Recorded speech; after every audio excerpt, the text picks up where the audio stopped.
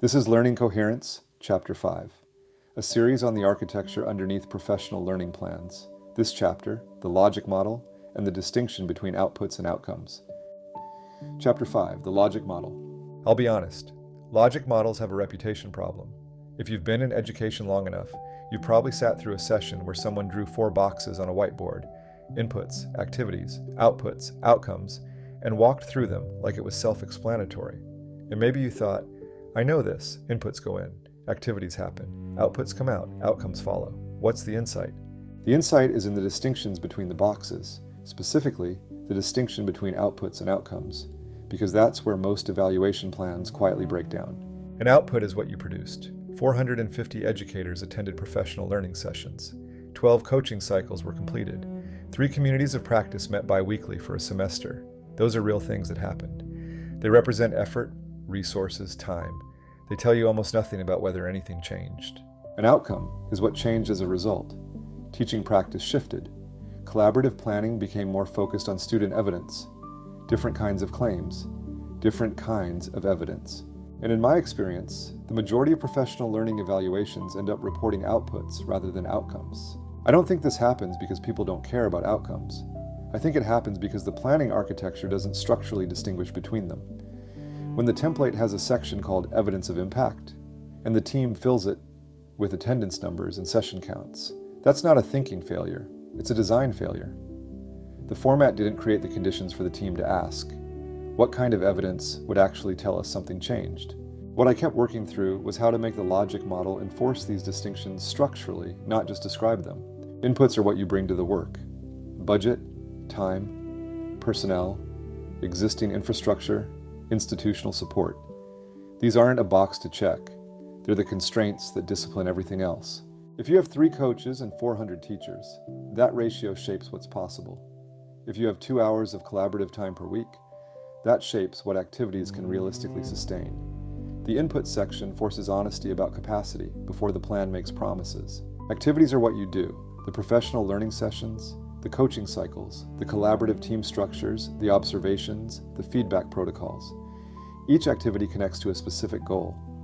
And because the goals carry CAS-AB dimensions, the activities have to match the type of change being targeted. A knowledge goal can be served by a well-designed workshop. A behavior goal requires sustained support over time, coaching, practice cycles, peer observation. Workshop for a behavior goal? The logic model catches that mismatch before implementation, not 12 months in. Outputs are what the activities produce. Numbers served, sessions delivered, resources distributed. They matter for operational purposes. You need to know whether the activities happened at the scale you planned, but they're not evidence of change. Outcomes are what changed. A level 2 outcome looks like knowledge or skill development, accessible after a learning experience. A level 4 outcome looks like changed practice, observable over time. The CAS-AB dimension of the goal tells you what kind of outcome to expect, and the GUS key level tells you where to look for it. A behavior goal at level 4 requires classroom observation data, not survey data. The logic model makes that requirement structural.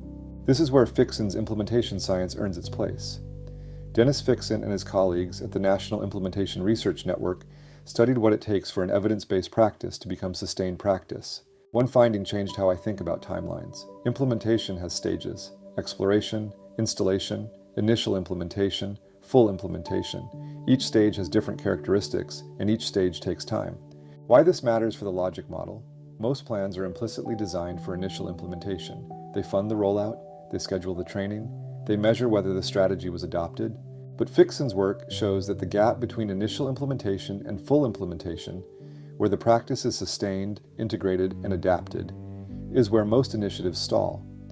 Not from lack of will, but from lack of the organizational infrastructure needed to support the transition. In Learning Coherence, the logic model includes implementation stage indicators drawn from Fixsen's framework. Activities are tagged with the stage they support. A coaching model launch looks different at the installation stage, building coach capacity, establishing protocols, then at full implementation, sustaining practice, adapting to context, building internal training capacity. The timeline reflects this. A 3-year plan that expects full implementation in year 1 has a structural problem that the logic model makes visible. B.J. Fogg's behavioral model connects here directly. Behavior happens when 3 things converge: motivation, ability, and a prompt.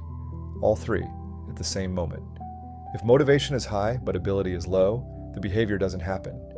If ability is high, but there's no prompt, no structural trigger in the workflow, the behavior doesn't happen either. This is why workshops alone rarely produce sustained practice change. A good workshop can build motivation and develop initial ability. But without a structural prompt, a coaching cycle, a peer observation protocol, a collaborative planning routine that surfaces the target practice, the behavior fades. Not because the teacher doesn't want to change, but because the conditions for sustained behavior weren't designed into the system. In the logic model, activities are evaluated against all three of Fogg's dimensions. Does this activity build motivation? Does it develop ability? Does it create a structural prompt? A design that only builds ability without creating prompts or sustaining motivation has a predictable failure mode. And the logic model makes that prediction visible before implementation. The OECD Development Assistance Committee evaluation criteria, relevance, coherence, effectiveness, efficiency, impact, sustainability, were designed for international development, but they map cleanly to professional learning evaluation. Relevance, does the plan address actual needs? Coherence, do the components work together? Effectiveness, did the activities produce the intended outcomes? Efficiency, was the resource investment proportionate to the results? Impact, what changed beyond the immediate outputs? Sustainability, will the changes persist when the initiative ends? Those 6 questions, applied across the logic model, move evaluation past did it work, to ask how it worked, for whom, at what cost, and whether it will last. All of this, inputs, activities, outputs, outcomes, implementation stages, behavioral design, evaluation criteria, is structural. It lives in the plan as a connected architecture, not as separate sections written at separate times. Structure inside a logic model is one thing. Structure across the entire plan, where the logic model connects to the goals, to the theories of action, to the impact vision, to the evidence plan.